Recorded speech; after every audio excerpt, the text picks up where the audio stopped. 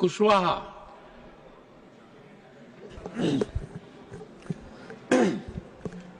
महोदय,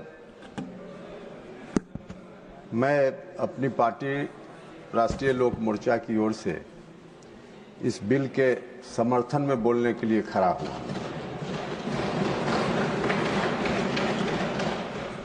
अब सुबह से बैठे बैठे तारीख भी बदल गई। जितनी बात सोचकर आया था, विपक्ष के लोगों के द्वारा इतनी बातें कुतर्क के रूप में प्रस्तुत की गई सदन में कि मेरे मस्तिष्क से भी जितनी बात मैं सोच कर आया था अधिकांश बातें निकल गई। महोदय, यह तो मैं नहीं कह सकता, विपक्ष में खासकर कांग्रेस पार्टी में बहुत सीनियर लोग हैं, उन्होंने बिल को नहीं पढ़ा होगा ऐसा तो मैं नहीं कह सकता, लेकिन उनकी ओर से कुछ बातें ऐसी की गई जिसके आधार पे बाहर जो लोग भी सुन रहे होंगे, देख रहे होंगे, उन्होंने यही अर्थ लगाया होगा कि शायद बिना पढ़े लिखे, बिना समझे बूझे उन्होंने यहाँ आकर कुछ कह दिया।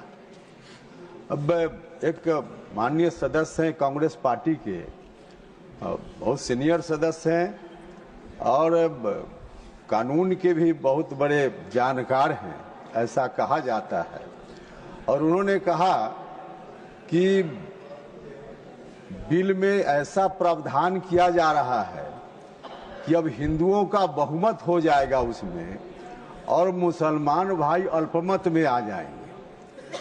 अब जबकि माननीय मंत्री किरण रिजिजू साहब ने शुरुआत में ही बोलते हुए स्थिति स्पष्ट की और उन्होंने कहा, यदि मुझको ठीक ठीक याद है तो उन्होंने यह कहा कि जो वक्फ बोर्ड होगा उसमें not more than 3 members including ex officio member, 3 से ज्यादा गैर मुसलमान नहीं होंगे।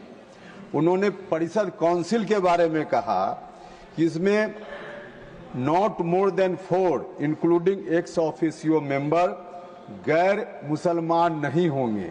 अब उसके बावजूद कोई माननीय सदस्य अगर यह कहते हो सदन में कि इसमें बहुमत हो जाएगा जो गैर मुस्लिम हैं, तो अब इसको क्या समझा जा सकता है महोदय?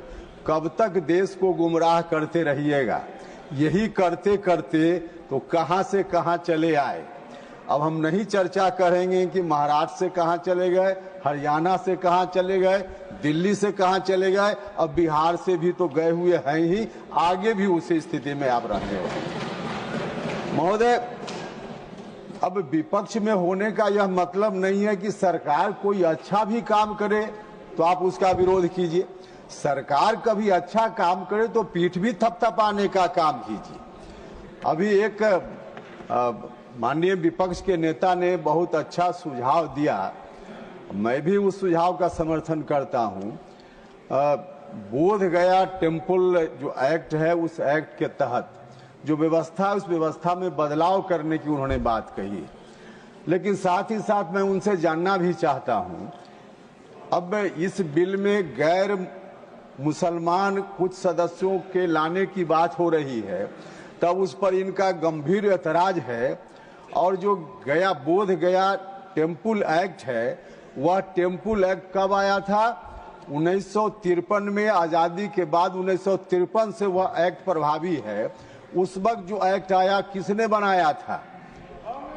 किसने बनाया था? उस एक्ट में प्रोविजन है कि चेयरमैन को छोड़कर 8 सदस्य होंगे, उसमें 4 सदस्य हिंदू होंगे और 4 सदस्य बुद्धिस्ट होंगे। और जो चेयरमैन भी होंगे, कलेक्टर वहां के डीएम उसके चेयरमैन होंगे, वह भी तब जब कलेक्टर साहब खुद हिंदू होंगे तब उसके चेयरमैन होंगे। उस वक्त आपको नहीं लगा था, उस वक्त नहीं लगा था कि बौद्धिस्टों का यह मंदिर है तो उसमें बौद्धिस्ट लोग ही होने चाहिए, यह तब आपको नहीं लगा था। आज आप सुझाव दे रहे हैं तो मैं सुझाव का भी समर्थन करता हूं और किरण रिजिजू साहब से आग्रह करता हूं कि आपके लोग भी आपसे ही अपेक्षा कर रहे हैं। किरण रिजिजू साहब, आपके लोग भी आपसे ही अपेक्षा कर रहे हैं। आज दुनिया भर में यह मैसेज है कि बोधगया में आंदोलन चल रहा है। आपसे आग्रह है कि आप जो आंदोलनकारी लोग हैं उनकी मांगों पर ध्यान दीजिए और वहां बोधगया टेम्पल बुद्धिस्टों को एक टेम्पल है, वह कोई वक्फ की तरह पूरे देश भर में उसका फैलाव, और जिस टेम्पल के बारे में डिमांड है वह सिर्फ एक टेम्पल के बारे में, और उस टेम्पल से पूरे देश की पहचान बनती है। तो उसमें निश्चित रूप से मैं भी आपसे अपनी पार्टी की ओर से आग्रह करना चाहता हूं कि बुद्धिस्टों को सौंप दीजिए ताकि उस टेम्पल के प्रबंधन का काम बुद्धिस्ट लोग अपने हिसाब से कर पाएं।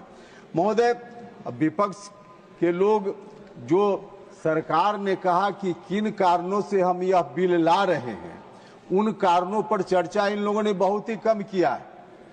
उन कारणों, आखिर सरकार जो कह रही है कि क्या क्या कारण है जिसके चलते हम बिल ला रहे हैं, ठीक है, सरकार की बात पर आपको भरोसा हो न हो, लेकिन आप ही के द्वारा बनाई गई सच्चर कमेटी थी, जिस कमेटी ने 2006 में रिपोर्ट दी, उस कमेटी ने क्या कहा? उस कमेटी ने वक्फ के बारे में कहा, बोर्ड के बारे में कहा कि वक्फ में जो काम करने का, प्रबंधन का तौर तरीका है वह बिल्कुल अपारदर्शी है, उसमें पारदर्शिता की जरूरत है। कहा कि नहीं कहा? उसने कहा कि भ्रष्टाचार हो रहा है। अब भ्रष्टाचार हो रहा है कि नहीं हो रहा है, आप बताइए।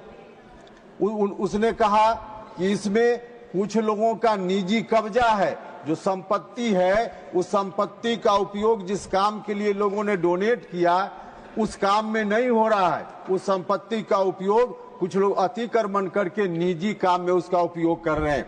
उस कमेटी ने जो कहा, सरकार ने वही कहा है। सरकार ने अपनी ओर से कुछ नहीं कहा, सरकार ने वही कहा कि यही कारण है जिस कारण से इस बिल को हम ला रहे हैं। तो इस कारण से जब बिल सरकार ला रही है, उन कारणों को दूर करना चाहिए कि नहीं दूर करना चाहिए? अगर दूर करना है तो इस बिल का समर्थन करना चाहिए। मैं विपक्ष के लोगों से भी आग्रह करना चाहता हूं और इसलिए मैं पूरे सदन के सभी लोगों से कहना चाहता हूं, ऐतिहासिक क्षण है। इस क्षण में आप इधर उधर की बात नहीं, सब लोग मिलकर के एक साथ इस बिल का समर्थन कर दीजिए ताकि हम लोगों का थोड़ा और समय बच जाए। आपने समय दिया महोदय, इसके लिए मैं आपका बहुत बहुत धन्यवाद करता हूं और फिर से एक बार इस बिल का समर्थन करते हुए अपनी बात समाप्त करता हूं। Thank you. What do you want to say Kartikeya?